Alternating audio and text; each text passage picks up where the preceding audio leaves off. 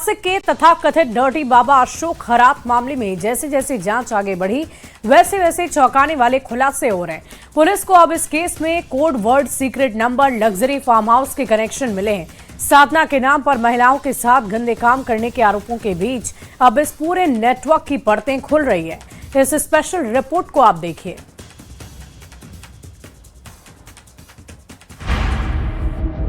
इस मंदिर में आसपास कोई नजर नहीं आ रहा है। अगर मैं और भी नीचे उतर के देखिए, नीचे ये मंदिर का रास्ता है।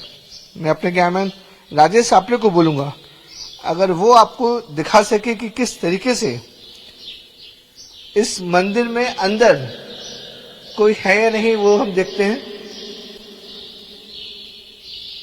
अंदर कोई भी नहीं अंदर मौजूद। काफी भव्य मंदिर है। देखिए, आवाज इको हो रही है। शिवलिंग है और साथ ही साथ दिए और अगरबत्ती जली है, यानी कि यहाँ पर अभी भी कोई ना कोई है, पुजारी है जो इस मंदिर में पूजा अर्चना कर रहा है। ये वही मंदिर है जहां अशोक खरात खुद को बाबा बताकर लोगों की आस्था से खेलता था। यहीं पर साधना और पूजा के नाम पर महिलाओं को बुलाया जाता था। पुलिस जांच में सामने आया है कि बाबा अपने स्टाफ से सीधे तौर पर बात नहीं करता था, बल्कि कोड भाषा का इस्तेमाल करता था। छापे के दौरान पुलिस को ऐसे कई दस्तावेज मिले हैं जिनमें संदिग्ध कोड वर्ड्स लिखे हुए हैं। इतना ही नहीं, बाबा के मोबाइल फोन में कई नंबर अजीब तरीके से सेव मिले जिन्हें अब कोड नंबर माना जा रहा है। लेकिन इस कहानी का एक और पहलू है। मंदिर से कुछ ही दूरी पर मौजूद ये लग्जरी फार्म हाउस। यहां पर भी सीसीटीवी कैमरे लगे हैं। ये देखिए, अंदाजा लगाइए कि अशोक खरात को पता था कि कौन आ रहा है, कौन जा रहा है। सब कुछ वो अपने साथ रखना चाहता था, इसलिए उसने चप्पे चप्पे पर इसमें सीसीटीवी कैमरे लगाए हुए हैं। इधर भी देखिए, इधर भी सीसीटीवी कैमरे लगे हुए हैं। तो अंदाजा लगा सकते हैं कि 1, 2, 3 सिर्फ इस प्रेमाइसेस में 3 सीसीटीवी कैमरे लगे हुए हैं और इससे अंदाजा लगाया जा सकता है कि किस तरीके से अशोक खरात जो था वो पूरी नजर रखता था कि क्या उसके घर कौन आ रहा है, कौन जा रहा है। और देखिए, अगर मैं अपने कैमरा राजेश को बोलूंगा, सामने जो आप देख रहे हैं वो मंदिर है और अंदाजा लगा कि मंदिर से महज 100 कदम की दूरी पर आपको ये जगह दिख रही है। मंदिर और फार्म हाउस एक ही जगह पर बनाए गए हैं। ये कैमरे क्यों लगे हैं, किस वजह से लगे हैं, और उसका अंदाजा आप लगा सकते हैं। ये है अशोक खरात का लग्जरी फार्म हाउस। बाहर से देखने पर बेहद शांत और आलीशान, लेकिन जांच एजेंसियों के मुताबिक यहाँ कई बड़े लोग और सेलिब्रिटी भी आते जाते थे। सूत्रों के अनुसार ये फार्म हाउस बाबा की गतिविधियों का एक अहम ठिकाना था। देखिए, आप यहाँ पे कब से रह रहे हो? 6 महीने से। 6 महीने से। हाँ। तो ये फार्म हाउस कब बना, कब तैयार हुआ? वो मालूम नहीं, वहाँ लिख के है ना वो उधर वर्ल्ड। अच्छा। हाँ। तो किसने रखा आपको? खरात सर ने रखा है। खरात सर ने। हाँ। तो यहाँ पे कौन कौन आते थे, कौन कौन जाते थे? अशोक खरात कब आते थे यहाँ पे? उनकी फैमिली आती थी और कभी कभी उनके साथ 2-4 आदमी आते थे। हाँ। लेकिन 10-15 मिनट पहले जाते थे। जांच एजेंसियां अब इस फार्म हाउस और मंदिर के बीच के कनेक्शन को खंगाल रही हैं।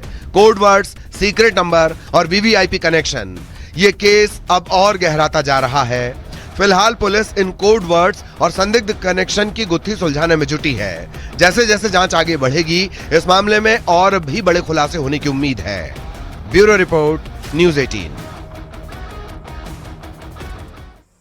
नोएडा इंटरनेशनल एयरपोर्ट के बनने से जेवर और उसके आसपास के इलाकों में बड़ा आर्थिक बदलाव देखने को मिला। पूरे क्षेत्र की आर्थिक और सामाजिक स्थिति में तेजी से बदलाव आ रहा है। एयरपोर्ट के लिए जमीन अधिग्रहण के बाद स्थानीय किसान और जमीन मालिकों को भारी मुआवजा मिला, जिससे बहुत से लोग अब महंगी गाड़ी खरीदने लग गए हैं। इस रिपोर्ट को आप देखिए।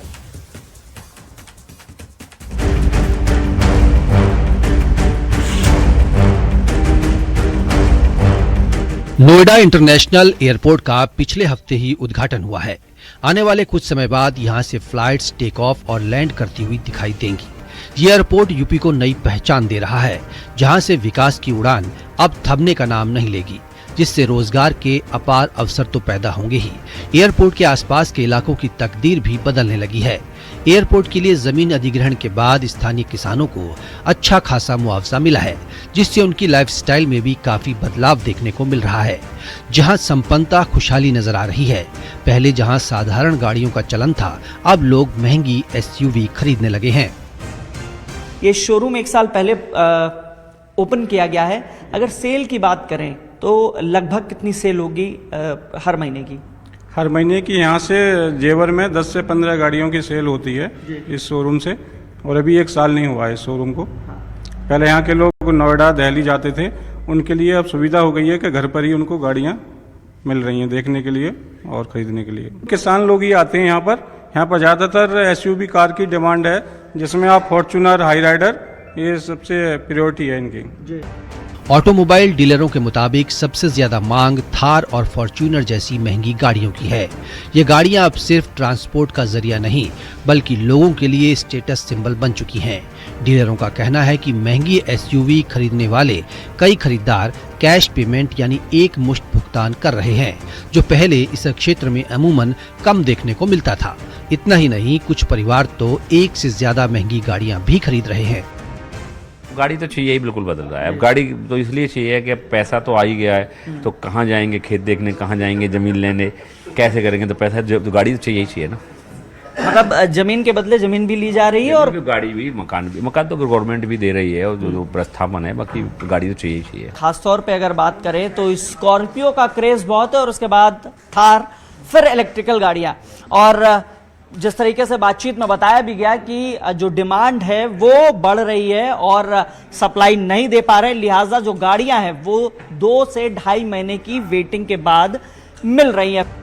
बढ़ती मांग को देखते हुए कई ऑटोमोबाइल कंपनियों ने जेवर और आसपास के इलाकों में नए शोरूम खोलने शुरू कर दिए हैं। इससे ये इलाका धीरे धीरे एक उभरता हुआ ऑटोमोबाइल मार्केट बनता जा रहा है। ये बदलाव सिर्फ गाड़ियों तक सीमित नहीं है, ये पूरे क्षेत्र की आर्थिक और सामाजिक स्थिति में तेजी से हो रहे बदलाव का संकेत है। नोएडा इंटरनेशनल एयरपोर्ट किस तरह स्थानीय अर्थव्यवस्था को बदल रहा है, ये उसका एक उदाहरण पेश करता है। ग्रेटर नोएडा से हिमांशु शुक्ला के साथ bureau report, news 18 UP Uttarakhand. और देखिए, सीएम योगी आदित्यनाथ की मां पर अभद्र टिप्पणी करने वाले मौलाना अब्दुल्ला सलीम कासमी ने हाथ जोड़कर अपने उस बयान के लिए माफी मांग ली है। मौलाना सलीम को बिहार से गिरफ्तार किया गया था।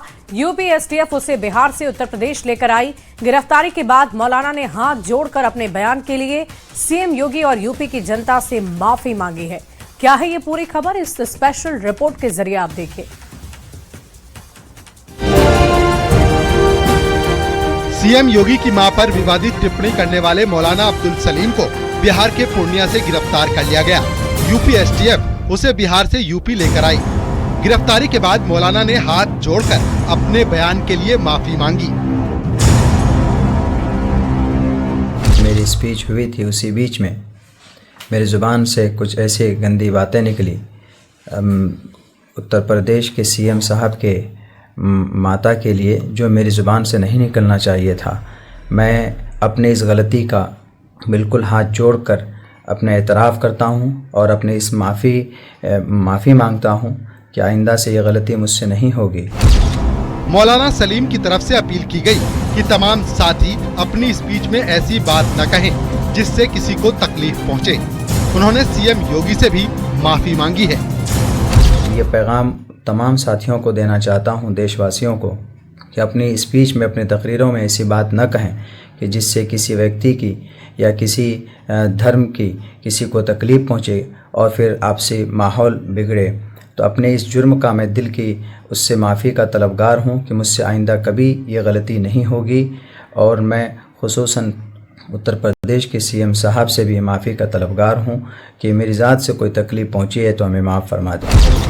मौलाना सलीम बिहार के अररिया जोकीहाट का रहने वाला है, जिसका AIMIM से भी गहरा नाता बताया जा रहा है। मौलाना ने CM योगी की मां, गौमाता और यूपी में गौहत्या विरोधी कानून को लेकर भड़काऊ बयान दिया था। पता ना क्या कानून बना, अगर 250 ग्राम तक योगी जी की पाया जाए मांस, तो उनकी ये घुटने से नीचे छेद करने का ऑर्डर, गोली से छेद कर दो। मौलाना के इस बयान के बाद पूरे यूपी में आक्रोश फैल गया था और मौलाना के खिलाफ यूपी में 83 से ज्यादा थानों में FIR दर्ज की गई थी। और कहते हैं कि जिसका कोई नहीं होता उसका भगवान होता है, और ऐसा ही कुछ खगड़िया में देखने को मिला, जहां गंगा नदी के कटाव से परेशान ग्रामीणों की जब किसी ने ना सुनी तो सैकड़ों की संख्या में एकत्रित होकर एक दिवसीय उपवास रखा और गंगा पूजन कर गंगा मैया से लौट जाने की लोगों ने गुहार लगाई। भगवान के सहारे लोग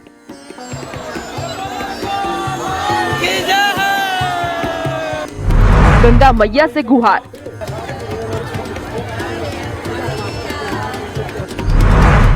लोगों की भूख हड़ताल।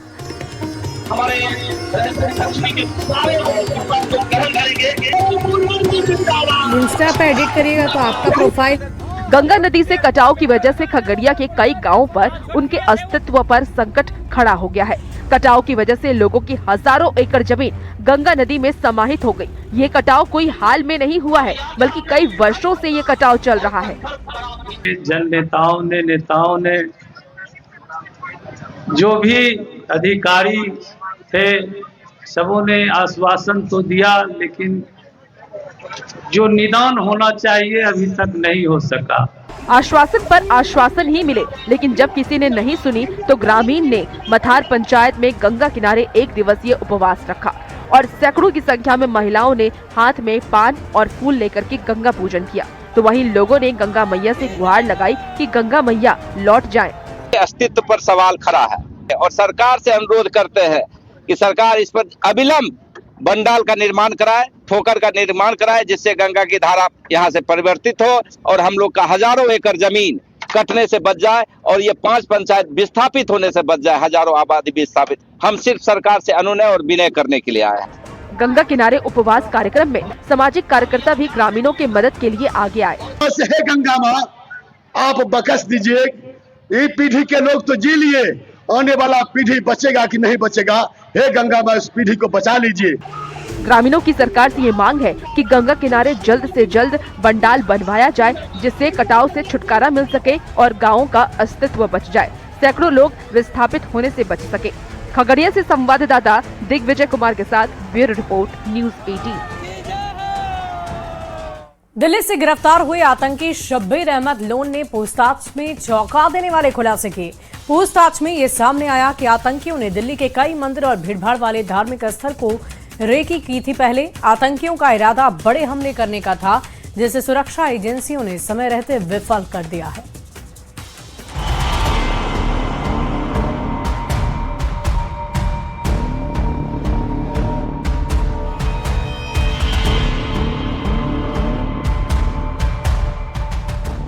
सुरक्षा एजेंसियों ने दिल्ली बॉर्डर से लश्कर-ए-तैयबा के गिरफ्तार किए गए आतंकी शब्बीर अहमद लोन से पूछताछ में चौंकाने वाले खुलासे किए। आतंकी शब्बीर अहमद लोन बांग्लादेश में बैठकर पाकिस्तानी खुफिया एजेंसी ISI के इशारे पर लश्कर का एक नया मॉड्यूल तैयार कर रहा था। पूछताछ में सामने आया है कि आतंकवादियों ने दिल्ली के कालकाजी मंदिर और चांदनी चौक स्थित गौरी शंकर मंदिर जैसे भीड़-भाड़ वाले धार्मिक स्थलों की रेकी भी की थी। इससे साफ है कि इनका इरादा बड़े हमले की तैयारी का था, जिसे समय रहते नाकाम कर दिया गया है। साफ तौर पर काफी दिनों से दिल्ली की भीड़ भाड़ वाली जो इलाके हैं वहाँ पर रेकी कर रहा था और 3 टेम्पल यानी लोटस टेम्पल, कालकाजी टेम्पल और छतरपुर टेम्पल, उसकी वीडियोस बनाकर पाकिस्तान भेजी गई थी। लगातार रेकी हो रही थी, CP की भी रेकी की गई थी। बहुत ज्यादा भीड़ भाड़ वाला इलाका है और कई खुलासे गिरफ्तारी के बाद ये किए गए हैं कि वो बांग्लादेश में रह रहा था, वहाँ पर भी, और बांग्लादेश के अलावा भारत के कई राज्यों के युवाओं को भी जो है वो आतंकी गतिविधियों में शामिल किया गया।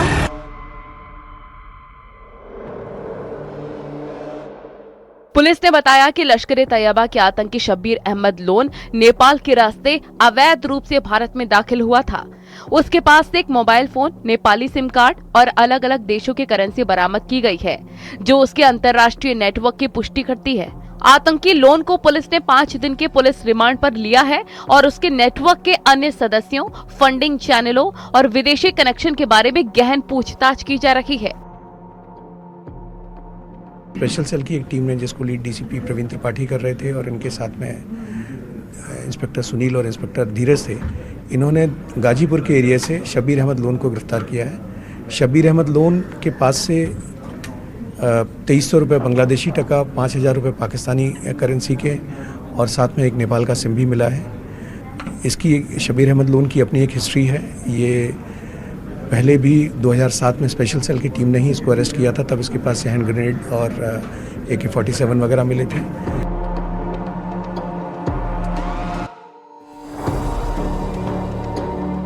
बता दें कि बीते दिनों दिल्ली और साउथ इंडिया से लश्कर के मॉड्यूल का भंडाफोड़ किया गया था।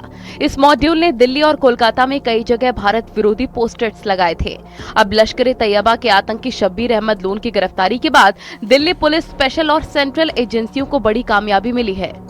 शब्बीर अहमद लोन सुरक्षा एजेंसियों के लिए कोई नया नाम नहीं है। उसे साल 2007 में दिल्ली पुलिस की स्पेशल सेल ने AK-47 और ग्रेनेड जैसे भारी हथियारों के साथ गिरफ्तार किया था। उस वक्त भी उसके तार सीधे हफीज सईद से जुड़े हुए थे। वो साल 2018 तक दिल्ली की तिहाड़ जेल में बंद रहा था।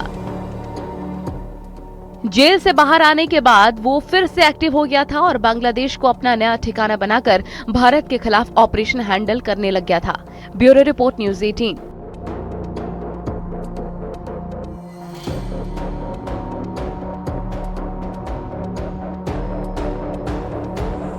और देखिए, महायुद्ध को 1 महीने बीत चुके हैं, लेकिन अमेरिका और इजराइल के लिए ईरान पर विजय पाना अब भी उतना मुश्किल लग रहा है। ईरान अमेरिका के हर हमले का मुंहतोड़ जवाब दे रहा है, जहां अमेरिका के बंकर बस्टर बम भी नाकाम साबित हो रहे हैं। दावा किया जा रहा है कि ईरान के पास इतनी मिसाइल पावर है कि अगले 2 साल तक अमेरिका के लिए उसे हरा पाना आसान नहीं होगा।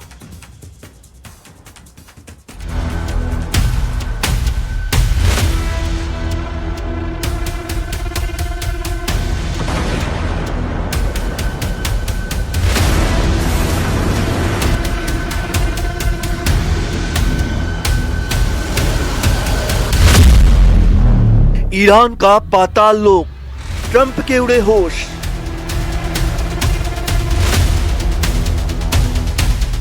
अगले 2 साल तक अमेरिका से लड़ सकता है ईरान।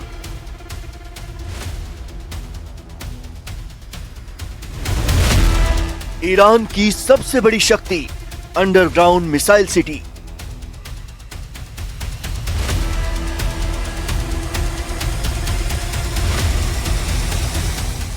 एक महीने से अमेरिका और इजराइल ईरान पर लगातार हमले कर रहे हैं। अमेरिका की स्ट्राइक में ईरान के कई बड़े लीडर्स मारे जा चुके हैं, लेकिन ईरान न सिर्फ युद्ध में मजबूती से खड़ा है, अमेरिका और इजराइल को जोरदार जवाब भी दे रहा है।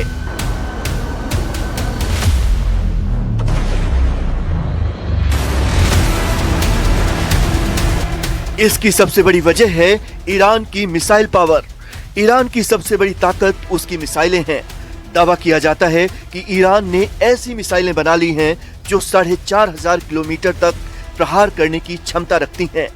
इससे भी बड़ी बात यह है कि ईरान ने एक पूरी की पूरी मिसाइल सिटी बसा ली है, जिसे चाहकर भी अमेरिका और इजराइल के लिए खत्म कर पाना संभव नहीं लगता, क्योंकि ईरान का ये मिसाइल लोक धरती से करीब 500 मीटर नीचे है, जबकि अमेरिका के सबसे शक्तिशाली बंकर बस्टर बम GBU-57 भी जमीन के अंदर अधिक से अधिक 60 मीटर तक भेदने की क्षमता रखते हैं।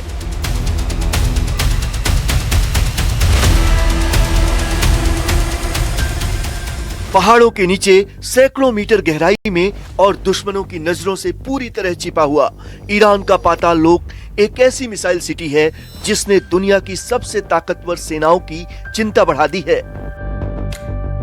रिपोर्ट्स के मुताबिक ईरान ने अपने मिसाइल लॉन्च सिस्टम को लगभग 1400 फीट यानी करीब 400 से 500 मीटर से ज्यादा गहराई में तैनात किया है।